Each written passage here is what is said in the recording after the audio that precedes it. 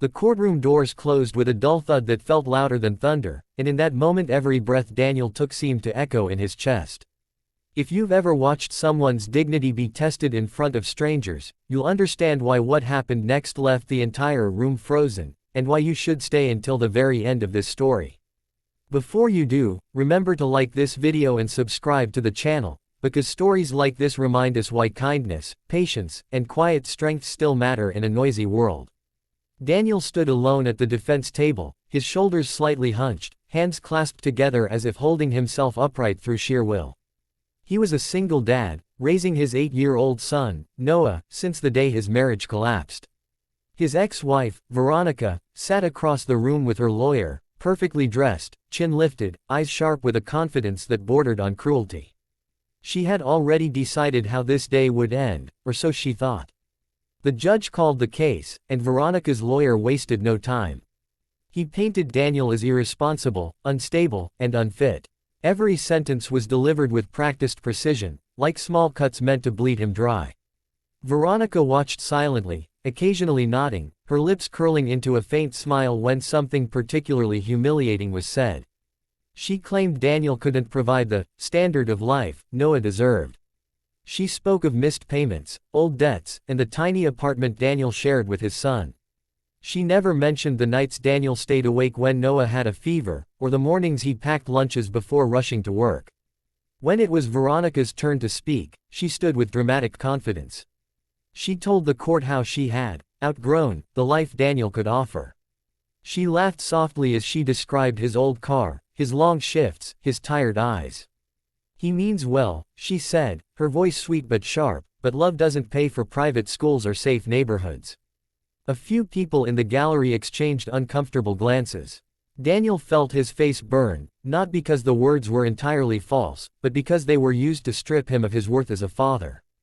Daniel's lawyer objected a few times, but the damage had already been done.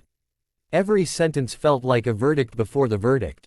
When Daniel was finally asked to speak, his voice trembled. He talked about Noah, about bedtime stories, scraped knees, and how his son still reached for his hand when crossing the street.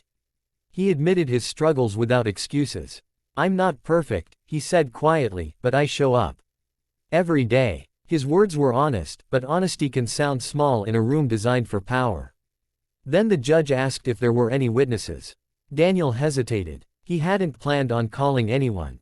He didn't want to burden anyone else, especially not his mother. She had insisted on coming, sitting silently in the back row, hands folded over her worn handbag. She was small, gray-haired, and dressed simply, the kind of woman people often overlook. But before Daniel could say no, she stood up. "I would like to speak," she said. A murmur rippled through the courtroom. Veronica glanced back and smirked, clearly amused. The judge studied the elderly woman for a moment, then nodded. "You may." Daniel's mother walked slowly to the front, each step steady despite her age. When she reached the stand, she didn't look at Veronica. She didn't look at the judge. She looked at her son. Her eyes were filled with a lifetime of memories, some painful, some proud. "My name is Margaret," she began. Her voice was calm, clear, and unexpectedly strong. "I raised Daniel alone after his father passed away when Daniel was 10. We didn't have much. Some nights, dinner was bread and tea.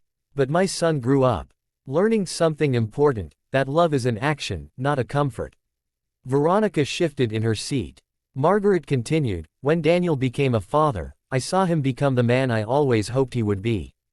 After the divorce, I watched him work 2 jobs without complaint. I watched him give his son the last piece of chicken on his plate and say he wasn't hungry.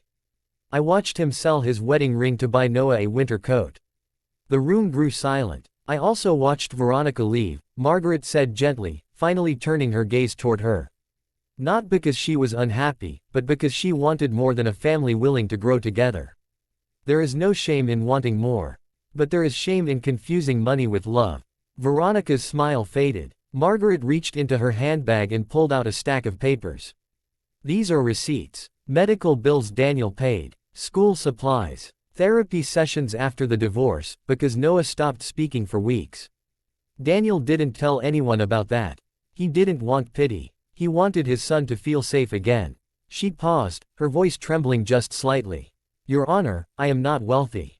I can't offer no private schools or luxury vacations. But I can promise you this, no child raised by a father like Daniel will ever doubt whether they are loved.